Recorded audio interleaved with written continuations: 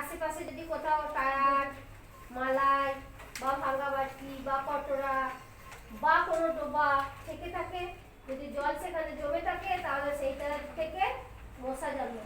তাই আমাদের সব থেকে আগে কি করতে হবে না জমা জলগুলো ফেলে দিতে হবে। তারপর হচ্ছে আবর্জনা। আমাদের বাড়ির চারপাশে যদি আমরা প্রচুর আবর্জনা জমিয়ে রাখি তার থেকে মশা জন্মাবে। তাই সেই আবর্জনাগুলোকে আমাদের পরিষ্কার করতে হবে। এটা আমরা করবো কবে?